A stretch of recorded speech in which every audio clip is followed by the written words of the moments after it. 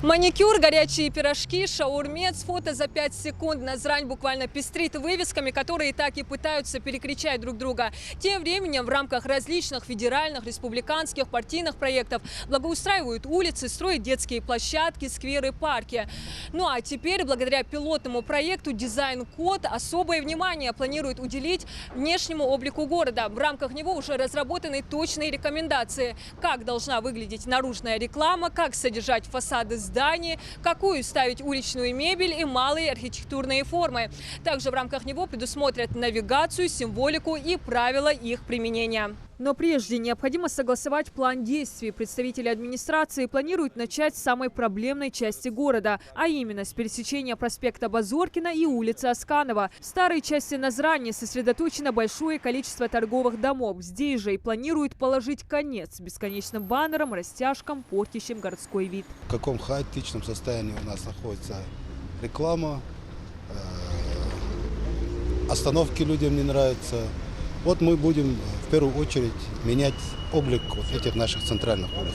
В отличие от градостроительных документов, которые определяют, как строить город, дизайн-код определяет, как он должен выглядеть. Благодаря ему требования к облику городской среды будут конкретизированы и полноценно расписаны. За исполнением набора правил будет следить местная администрация. Так, согласно ему, информационные конструкции должны соответствовать архитектурному облику здания, создавать гармоничную композицию с его элементами, не препятствовать визуальному восприятию архитектуры. Над составлением этих правил работала целая команда специалистов.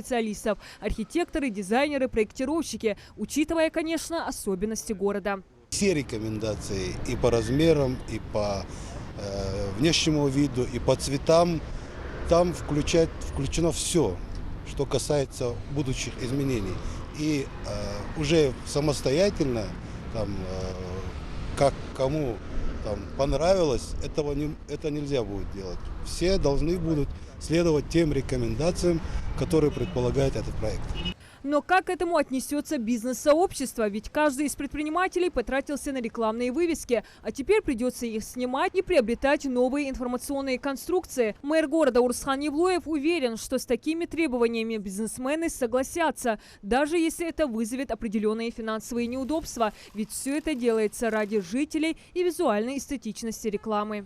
Предварительно разговаривали и с теми предпринимателями, которые у нас занимаются рекламой в городе, их не так уж много, это 6-7 человек, и с предпринимателями, которые у нас работают в магазинах. Мы с ними предварительно говорили. Это, конечно, понесет за собой такую определенную трату денег, но качественная реклама, красивая реклама, они за счет нее и восстановят свои потери, я так думаю. Мы найдем с ними общий язык. Также в рамках проекта «Дизайн-код» планируют установить мусорные урны и обновить остановки. Конечно, они не будут конкурировать со столичными умными, но, по крайней мере, вместо остатков листов ламината будут и нормальные скамейки, на которые захочется присесть. По словам мэра города, идея запустить проект «Дизайн-код» появилась благодаря жителям Назрани. Люди уже сами обращались с предложениями и просьбами улучшить облик города. А то, что нынешний вид их раздражает, многие не скрывают.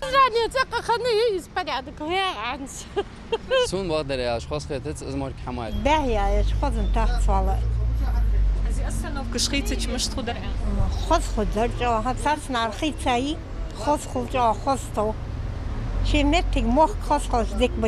Проект «Дизайн-код» бессрочный. Местные власти планируют внедрить его поэтапно. До воплощения идеи в реальность остается пару недель. Благоустройство проинспектированной части города мэрия завершит в течение нескольких месяцев. Диана Дударова, Атам Далакова, Новости 24.